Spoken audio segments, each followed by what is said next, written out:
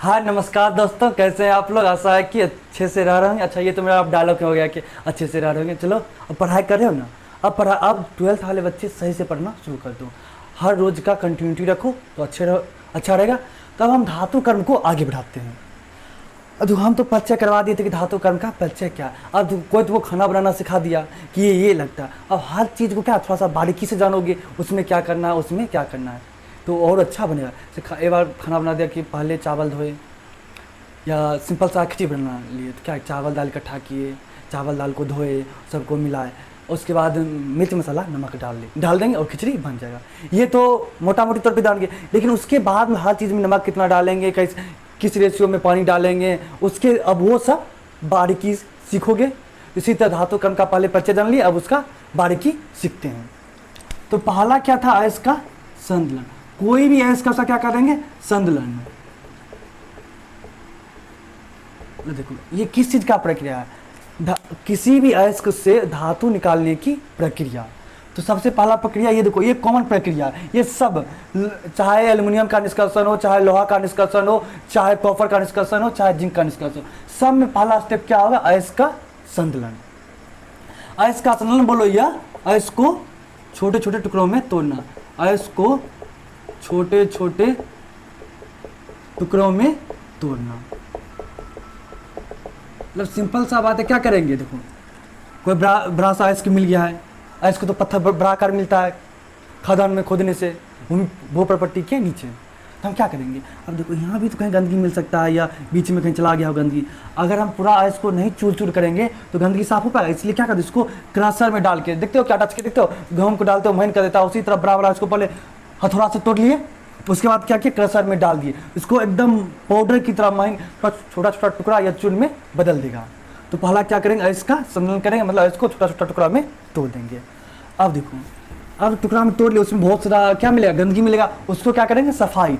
दूसरा, अब हम देखते हैं अयस्क का सांद्रण।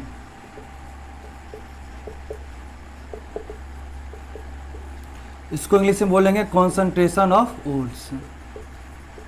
सांद्रण का इंग्लिश हो गया कॉन्सेंट्रेशन, अयस्क का इंग्लिश हो गया ऑफ ओर्स। अब देखो, इंग्लिश वर्ड इसलिए कभी कभार लिख देते हैं ना कि बाद में अगर तुम कोई कंपटीशन का तैयारी किए तो कभी कभार उसमें पूछेगा क्या कि 4 वर्ड दे देगा, बोलेगा उसमें आप एक करेक्ट स्पेलिंग पता कीजिए। अगर आपको कॉन्सेंट्रेशन मान लो ऑप्शन में दिया हुआ है और कॉन्सेंट्रेशन का स्पेलिंग सही लिखा हुआ है तो आप गेस कर सकते हैं कि अच्छा ये कॉन्सेंट्रेशन का इंग्लिश है, ये करेक्ट वर्ड है, तो क्या करें, आराम से पकड़ सकते हैं।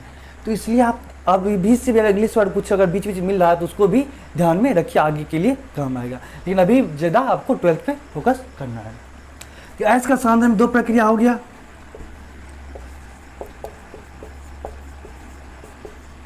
भौतिक विधि, दूसरा हो गया रासायनिक विधि।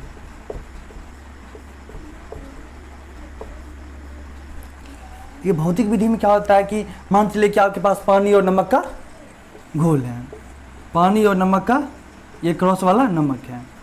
इसको क्या किया, गर्म किए, क्या होगा, पानी नमक नीचे आ जाएगा, पानी जलवाष्प बन के उड़ जाएगा। अगर फिर जलवाष्प को ठंडा करेंगे तो हमको पानी मिल जाएगा और नमक पेंदी में बचा रहेगा, उस दोनों को मिलाएंगे तो घोल पुनः बन जाएगा। ये रासायनिक विधि में देखिए क्या होता है, रासायनिक विधि में एक जिस पदार्थ में रासायनिक परिवर्तन हुआ उसको पुनः उस रूप में प्राप्त करना मुश्किल होता है। जैसे दही ले लिए, सॉरी क्या हुआ, दूध में क्या हुआ, दूध से दही बना, देखिए रासायनिक परिवर्तन हुआ। अब एक बार दूध से दही बन गया तो पुनः दही से दूध बनाना मुश्किल है। तो भौतिक विधि में क्या होता है कि अगर भौतिक विधि में अगर भौतिक परिवर्तन हुआ है तो पुनः उसको प्राप्त कर सकते हैं, कि रासायनिक विधि में एक बार अगर रासायनिक परिवर्तन हो गया तो पुनः उस चीज़ को प्राप्त नहीं कर सकते हैं। तो हम भौतिक विधि को अलग पढ़ते हैं, अब पूरा डिटेल में पढ़ेंगे, और रासायनिक विधि को अलग पढ़ें। पहले आज देखते हैं भौतिक विधि में कौन कौन है इंपॉर्टेंट। कि भौतिक विधि में आपको 3 चीज़ पढ़ना है। भौतिक विधि को ये मान लिया, भौतिक विधि में देखिए क्या क्या पढ़ेंगे, गुरुत्व पृथक्करण विधि, उसके बाद पढ़ेंगे चुंबकीय पृथक्करण विधि, एक पढ़ेंगे फेन उत्प्लवन विधि या झाग प्लवन विधि। तो सबसे पहले हम देखते हैं भौतिक विधि में, देखते हैं गुरुत्व पृथक्करण विधि। गुरुत्व इस चीज का भी आपको नोट्स मिल जाएगा। देखिए हमको लगता है थोड़ा सा नंबरिंग में दिक्कत कर दिए। देखिए अयस्क का जो सांद्रण किया उसको 1 नंबर में से होना होगा, अयस्क का सांद्रण में हो गया। उसके बाद भौतिक विधि ए, रासायनिक विधि बी। अब ए में हम देख रहे हैं एक क्या देख रहे हैं, गुरुत्व पृथक्करण विधि। लिखने की जरूरत नहीं है, नोट्स आपको अच्छे से मिल जाएगा, बस आप अभी बोर्ड पे फोकस कीजिए। गुरुत्व पृथक्करण विधि का इंग्लिश होता है ग्रेविटी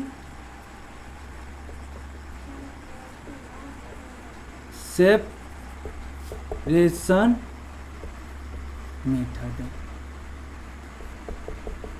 या इसी को हम बोलते हैं द्रव चालित धोवन विधि, या इसी को और क्या बोलेंगे, लेविगेशन विधि।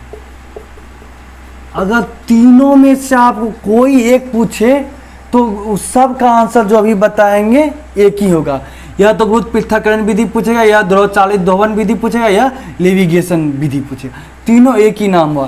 तो देखिए एक ही बच्चा का घर में क्या होता है, घर में मान चलिए कि कलछुल हो गया, बाहर नाम हो गया, डब्बुक हो गया, तो इस तरह होता है ना, सब बच्चा का होता है। तो एग्जाम्पल दिए, ये नहीं अब समझ लेना कि बच्चा का नाम कलछुल डब्बुक होता है। घर का नाम कलछुल, बाहर में क्या उसी कलछुल को क्या बोलते हैं, डब्बुक बोलते हैं, या कोई कच्छी भी बोल सकता है। इस हिसाब से तीनों एक ही हुआ। तो हम क्या पढ़ेंगे, गुरुत्व पृथक्करण विधि पढ़ते हैं। तो गुरुत्व पृथक्करण विधि क्या होता है इसको हम समझते हैं। एक फिगर बनाते हैं, फिगर आप लोग ध्यान से देखिएगा।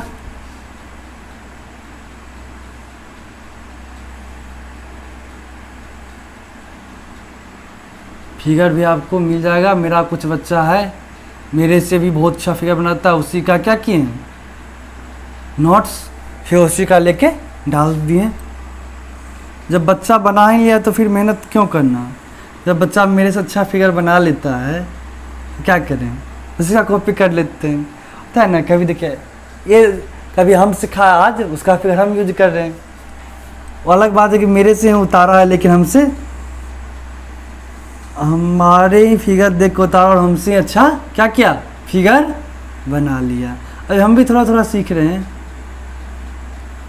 मतलब मिला जुला कह सकते हैं कि ठीक ठाक है क्या।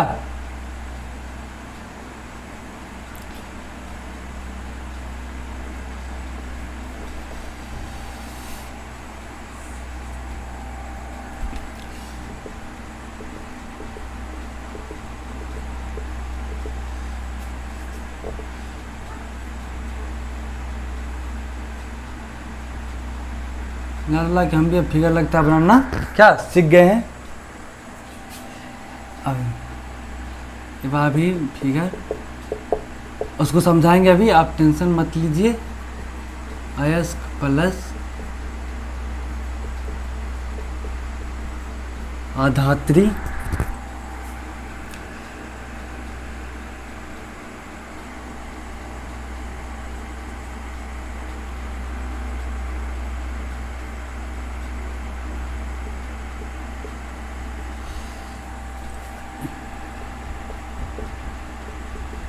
आप इस बात को समझिए, गुरुत्व पृथक्करण विधि में क्या होता है। ये तो हमको क्या किया, पहले तो चुन्नी तय कर लिए, सॉरी गिर गया।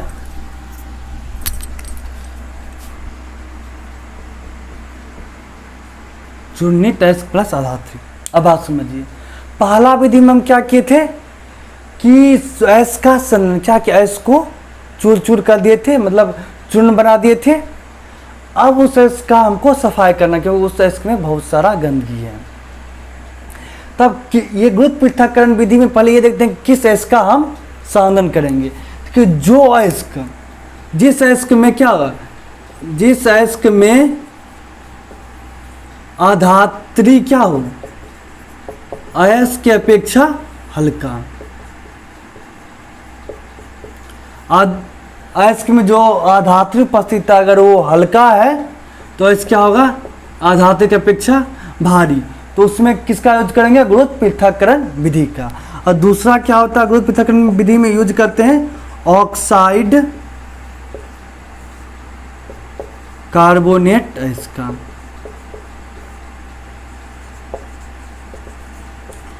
हम गुरुत्व पृथक्करण विधि में किस अयस्क का उपयोग करते हैं? सांदन में। जिस अयस्क में उपस्थित आधात्री क्या हो? हल्का हो और अयस्क उसके अपेक्षा भारी हो। और उसके बाद ऑक्साइड अयस्क, कार्बोनेट अयस्क का गुरुत्व पृथक्करण विधि द्वारा सांदन किया जाता है। कि हमको तो अब क्या ऑक्साइड अयस्क, कार्बोनेट अयस्क क्या उसमें आधात्री है, उस आधात्री को हमको क्या करना है? हटाना है, मतलब उसको सफाई करना है। हम क्या किए, एक ये इस टाइप का रहेगा इंस्ट्रूमेंट, तो दिख रहे हैं कि ऊपर से मतलब गिराने वाला ये सब टंकी टाइप का है। इधर एक पाइप खुला हुआ है, यहाँ से क्या किए हम जल का धारा दे रहे हैं। ऊपर से क्या गिरा रहे हैं? चूर्णित अयस्क प्लस उसमें आधात्री है, उसको साफ तो हुआ नहीं, उस दोनों को गिरा रहे हैं। यहाँ से पानी तेज धारा आ जाएगा ऊपर से। अब क्या चूर्णित अयस्क प्लस आधात्री नीचे गिर रहा है। हम आधात्री तो हल्का है और चूर्णित अयस्क क्या है? भारी है उसके अपेक्षा। जो अब तेज पानी धारा मारिएगा तब यहाँ से ये सब गिरेगा, गिर रहा है। जो भारी है वो तो नीचे आ जाएगा।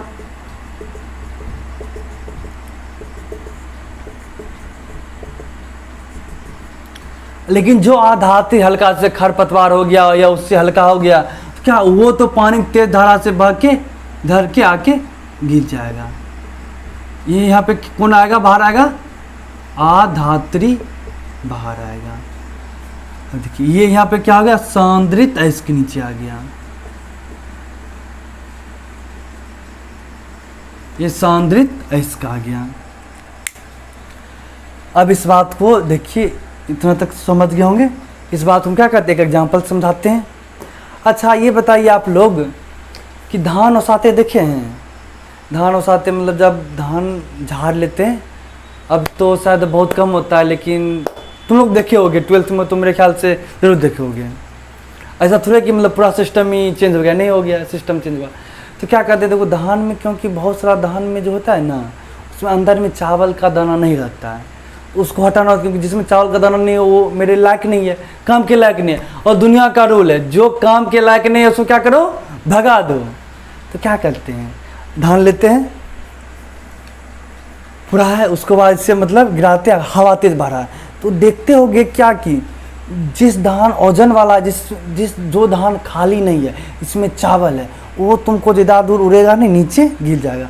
और हवा बह रहा है तो सही है, नहीं तो क्या कि पंखा इधर से लगा दिए, अब तुम गिरा रहे हो।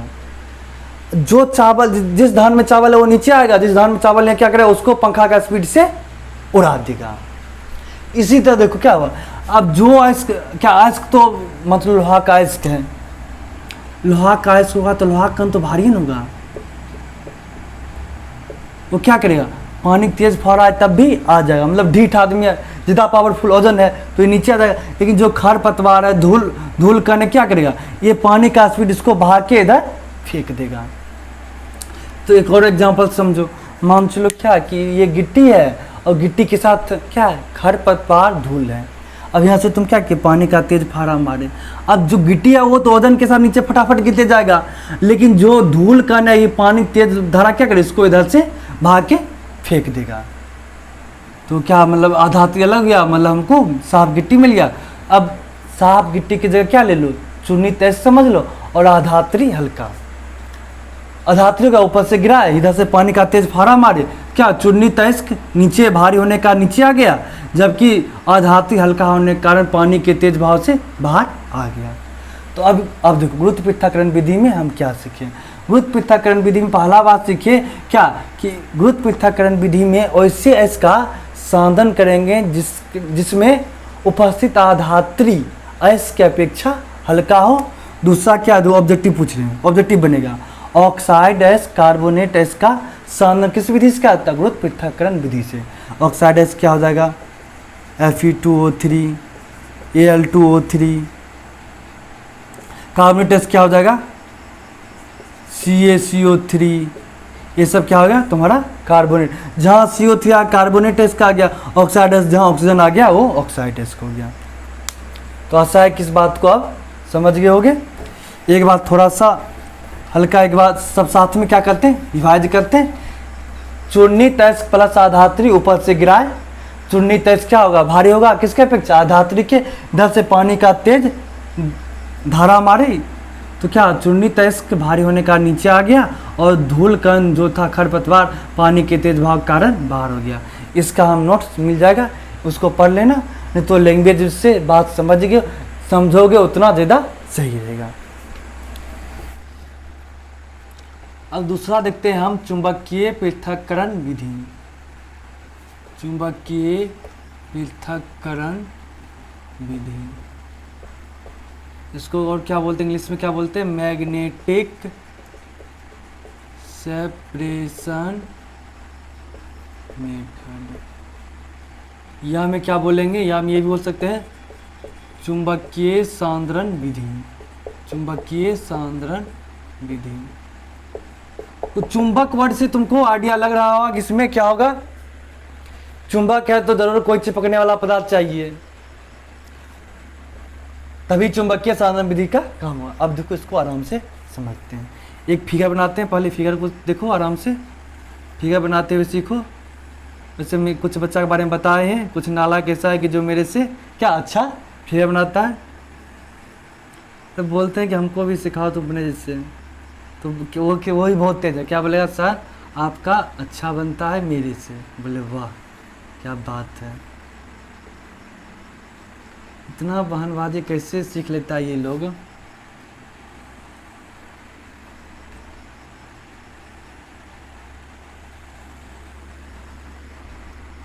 देखो फिगर बना है, ठीक ठाक बन रहा है। इसका नाम लग देते हैं मैग्नेटिक रोलर। तुम आटा चक्की देखे हो, देख दो आटा चक्की पहले में पहले अभी भी है, मतलब कि देख दो दो चक्का लगा तो उस पर इतना बड़ा लंबा फीता लगा रहता है। सुन लो ये बड़ा वाला फीता है, ये दो चक्का है, ये घूमेगा, इसमें मोटर लगा हुआ, मोटर नहीं लगाए क्योंकि सिर्फ काम चलाना है। तो एक ये हो गया, एक ये चक्का, इस पर फीता लगा हुआ, ये इसको घूमेगा तो मतलब ये भी घूमेगा इसके साथ साथ। अब देखो क्या करते हैं,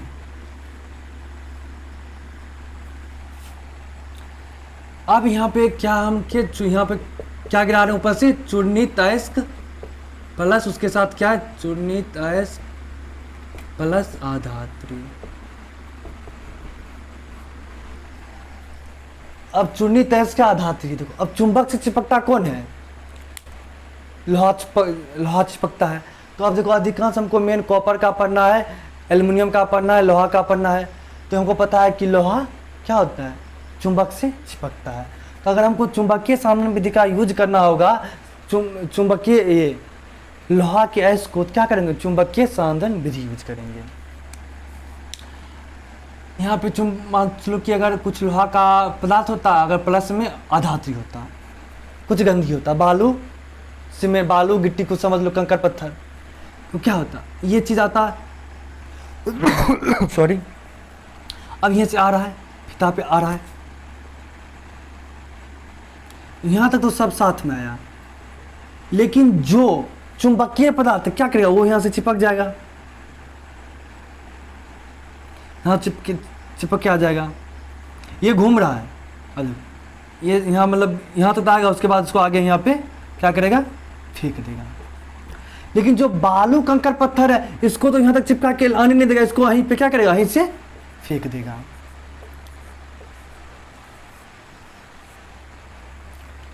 देखो चुंबकीय सांद्रण विधि को अब समझो, हम क्या करेंगे, चुंबकीय सांद्रण विधि का यूज कब करेंगे, जब अयस्क या आधात्री में से कोई एक पदार्थ चुंबकीय हो। अगर मान लो कि चूर्णित अयस्क भी क्या है, चुंबकीय पदार्थ, आधात्री भी चुंबकीय पदार्थ है। ये तो आराम से यहाँ भी क्या आया, यहाँ से सब चिपकते हुए आराम से दोनों साथ में आया, तो हम गंदगी साफ किए कहाँ। अरे बचपन में तो चुंबक बहुत किए होगे, तो इस चुंबक वाला काम किए हो ना, तो क्या करते हो बचपन को ये भी पता है, सॉरी गिर गया, तो क्या करें ले आते हैं बगल से, बच्चा उच्चा है ना, रिभान जो छीनते क्या मतलब फुसला के लेते हैं, देख लेगी तो वो भी लेके भाग जाएगी। अभी शायद सो गई है, क्या करते होगे, ऊपर सिक्का रखते होगे, नीचे से इसको घुमाते होगे। अच्छा मान चलो कि अगर ऐसे भी अगर सिक्का नीचे रख दिए, चुंबक ऊपर रखे हुए चिपका रहता है, क्या सिक्का चिपका रहता है, चुंबक ऊपर रखे हो तभी सिक्का नहीं गिरता, फिर चुंबक उसको अट्रैक्ट किए हुए है। इसी तरह ये तो क्या है, ये चुंबक का बना हुआ है, ये क्या चीज़ का बना हुआ है, चुंबक का। और ये चुंबक का बना हुआ है तो फिर इसको ये साथ यहाँ तक लेते चलाएगा। क्या जो चिपकने वाला पदार्थ होगा, जो नहीं चिपकेगा उसको वहीं पे, क्योंकि ये तेज से घूम रहा है तो जो यहाँ नहीं चिपकेगा उसको आगे फेंक देगा। हम क्या के चुन्नी, तयस्क और अधात्री, उसमें से कोई एक पदार्थ क्या होगा, चुंबकीय होगा, तब हम यूज करेंगे। मान लो अगर दोनों चुंबकीय हो गया, दोनों चिपक के आ गया। अगर मान लो क्या, अगर दोनों अचुंबकीय, चुंबक चिपकने वाला नहीं है तो क्या होगा, दोनों इधर फेंका जाएगा। लेकिन अगर अयस्क में क्या, अगर अयस्क क्या हो, चुंबकीय पदार्थ, अधात्री और चुंबकीय, या अयस्क क्या होना चाहिए, और चुंबकीय, अधात्री, चुंबकीय, तब ये काम करेगा। तब सुनो, यहाँ पर मान लो कि इस समय क्या अयस्क ही हमारा चुंबकीय पदार्थ है और अधात्री और चुंबकीय पदार्थ, यहाँ पे दोनों आया साथ साथ। अधात्री क्या, बालू कंकड़ पत्थर सब इधर फेंका गया, जबकि चुंबकीय वाला अयस्क चिपकते हुए यहाँ पे आ गया। अगर आप एग्जाम्पल लेते हैं, एग्जाम्पल में मान लो हम ले लिए मैग्नेटाइट। मैग्नेटाइट इसका फॉर्मूला क्या हो गया, Fe3O4 प्लस के साथ आधात्री है। अब देखो क्या हुआ, पहले तो इसका संधारण करेंगे, इसको चूर्ण बना दिए, ये आधात्री तो हटा नहीं, तो दोनों क्या, आधात्री और चुन्नी तयस्क को, मैग्नेटाइट इसको गिराए। अब यहाँ तक तो देखो दोनों साथ आएगा, लेकिन मैग्नेटाइट इसमें आयरन ने क्या करेगा, ये चुंबक से चिपक के यहाँ तक आ जाएगा।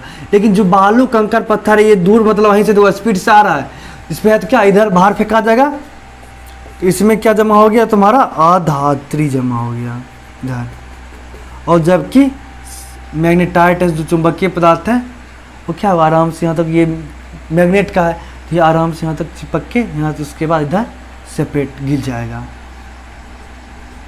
तो ये हो गया तुम्हारा सांद्रित अयस्क।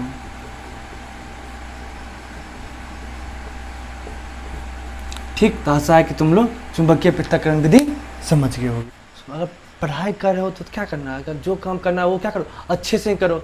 जब अगर लड़ाई करने के तो क्या, अच्छे से लड़ाई करके, या तो पिट के आओ नहीं तो पीट के आओ, लेकिन पूरा दिल से लड़ना। अगर खाना भी खाए तो मतलब एकदम सही, ये नहीं करना ढंग से खा, तो पढ़ाई भी किए तो क्या करना है, सही से पढ़ना, मन लगा के पढ़ना है। जहाँ रहे वो काम जम के करना है। अब देखो, अगर कोई एग्जाम अगर बोर्ड में अगर 2 मार्क्स का पूछता है तो तुम क्या करोगे, तो अगर सिर्फ लिख दोगे, अगर फिगर नहीं बनाओगे, अगर ठीक ठाक लिखोगे तो 2 मार्क्स दे देगा, उसमें कोई दिक्कत नहीं है, या 1 मार्क्स काट सकता है, 1 मार्क्स देख भी, तो अगर ठीक ठाक लिख दी। अगर तुम फिगर बनाते हो तो तब तो कन्फर्म है कि ये तुमको 2 मार्क्स देगा। उसके साथ साथ ना तुम्हारा इंप्रेशन जमेगा कॉपी चेक करने वाले पे, क्योंकि सोचेगा नहीं अच्छा, मतलब और सब बच्चा तो क्या करता है, मतलब दिखा बच्चा फिगर नहीं बनाता है, और तुम फिगर बनाए तुम और बहुत बच्चा से अलग हो गए। जो ही अलग हो गए तो क्या, तुम्हारा इंप्रेशन जम गया। अब तुम आगे में कहीं अच्छे से नहीं भी लिखे हो तो एक देखो, कोई भी कॉपी चेक करने वाला ये नहीं कि एक लाइन पढ़ता है, बस देख लिया कि मतलब हाँ इतना इतना लिखा हुआ, इतना मार्क्स देना है। अगर तुम्हारा इंप्रेशन अच्छा बन गया, तुम्हारे कोई भी सब्जेक्ट हो, हम छोड़ो केमिस्ट्री का, बायो, फिजिक्स, कुछ भी हो, अगर तुम्हारा फिगर बना हुआ तो उसके पे इंप्रेशन जमेगा। अगर इंप्रेशन जम गया तो तुम्हारा जहाँ पे कम भी लिखो वहाँ भी अच्छा मार्क्स देगा। क्या कि बच्चा अच्छा है, क्योंकि ये बच्चा फिगर बना है, तुम्हारा इंप्रेशन ही अच्छा बन जाएगा।